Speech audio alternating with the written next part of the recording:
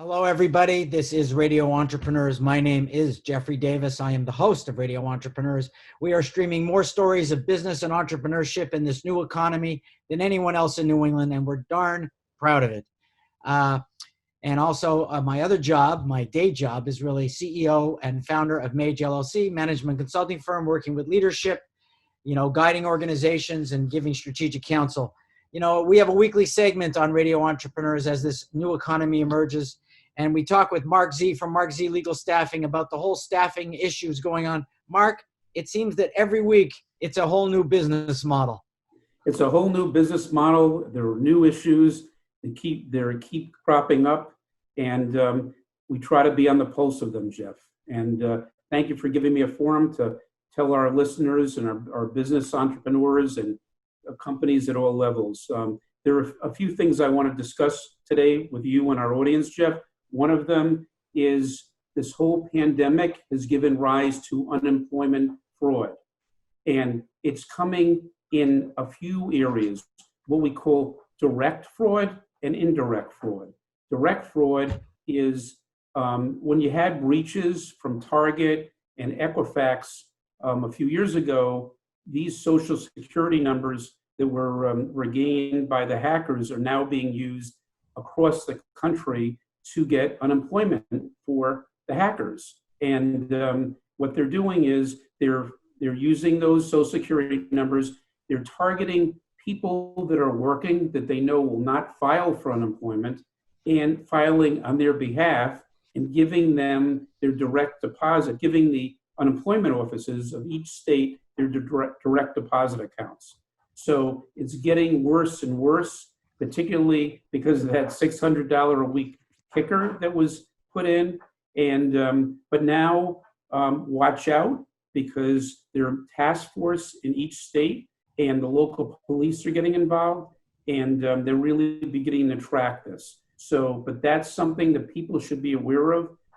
Your employees, clients, or entrepreneurs out there, your social security numbers are being used. You should be very careful. You should check and make sure that your employees, who is actually filed for unemployment, because obviously you want to track that, and you want to make sure your own, even the entrepreneurs themselves, your numbers are being used.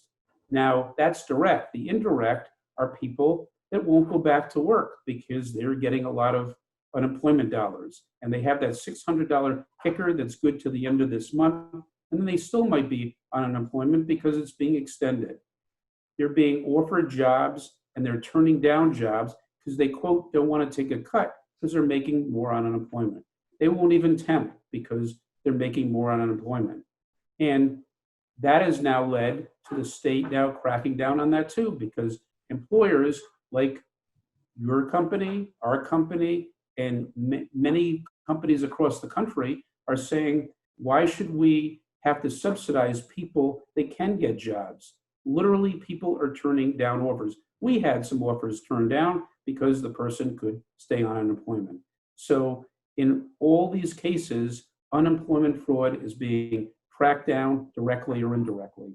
The next initiative and the next point I want to say to our audience that's really heated up this week is diversity employment. Companies and law firms have had this initiative going on. We have had law firms and companies encourage us to recruit people of color, people of different sexual orientation, any kind of diverse type candidate. And they haven't pushed it, but they've encouraged it.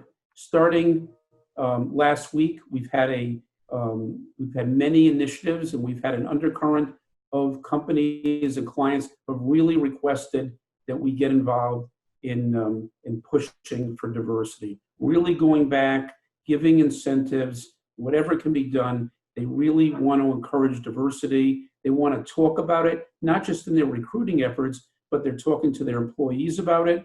So not just from a recruiter, they're putting it out to their employees. We want to attract diverse candidates.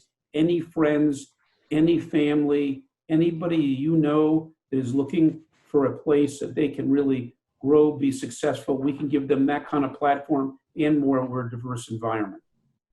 That's become really big as a result of the George Floyd protests. I You don't know. know, I was in a seminar yesterday, and people were talking about the times. And because I was the oldest person in the group, I said this reminded me a lot of 1968. Almost 50 years later, and people forget what went on in 1968: two assassinations, a war in Vietnam, protests in schools, state troopers beating up people. I could go on and on and on, but it was a state of just a mess. And it affected young people different than old people. And I said, I think optimism, for the most part, won out at that time. And I'm hoping again that optimism will win out and change will happen again, because it is time for change. And sometimes change doesn't happen unless it's dramatic. And you're seeing a lot of change in small firms where firms can pivot more quickly. Isn't that true? Right. I mean, firms are going virtual. Firms are looking at their internal hiring. Firms are having discussions amongst their and companies amongst their employees as far as these issues. The difference between 68 and now, Jeff, is there were a lot of strides that have been made, but there weren't enough in terms of there's still so much of a breakdown between the have and the have-nots, and a lot of it is an economic issue. So the George Floyd issue really lit a fire with this pandemic that brought to light that it's not enough. In fact, Theo Epstein made a comment that he has hired, with the encouragement of the major leagues, some scouts that were of color. But he said, you know what? When I look around, there are a lot of people like me here. Well, so there's a commissioner of football who's finally said, I've never heard him say it before, we did it wrong. Right. It just was, one thing is doing something perfunctorily. So one thing is really going down to the cause, going down to the root of the problem. So look, I've spent my life, that because you've seen me professionally. I've spent my life trying to evolve organizations, and organizations don't like to evolve. It's just the way they are. And I think this is an opportunity that rarely exists, where we're looking at organizational, societal change on a grand scale. And it is the time to not stop. Right, correct. And then the last thing that I want to point out that and a lot of people know, this was the big reopening week for many states, including Massachusetts, and restaurants opened.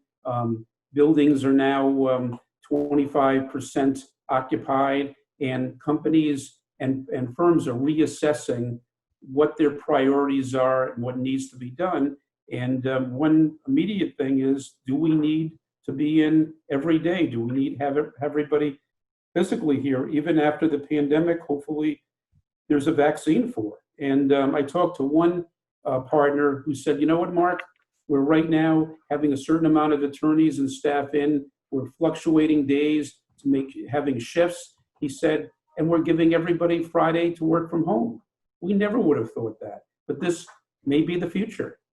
Well, they've given me every day at MAGE to work at home, and Radio Entrepreneurs has too, and so is Nathan Gobes and Chris Gerald. We're all here working from home. The only change I've really noticed, other than the quality of the show, is that Chris is eating more pizza. So we got to get him on the new pizza control program. So we've been speaking with the fabulous Marc Z, the authority on staffing and legal staffing and how people are creating different organizations today. Marc, if somebody wants to assess your talents, how would they find you? Well, first of all, Jeff, all they need to do is Google Marc, M-A-R-C, and the letter Z, and we come right up. But it's go to marczlegal.com, M-A-R-C-Z legal.com, and 617-338-1300. Oh, Marc, I can't wait till I talk to you again. There's always a lot going on in the world of Marc Z, because you're representing all of us. Thanks for being on the show, and remind everybody, this is the one and the only fabulous Marc Z, and I am Jeffrey Davis of MAGE LLC. Thanks for having me, Jeff.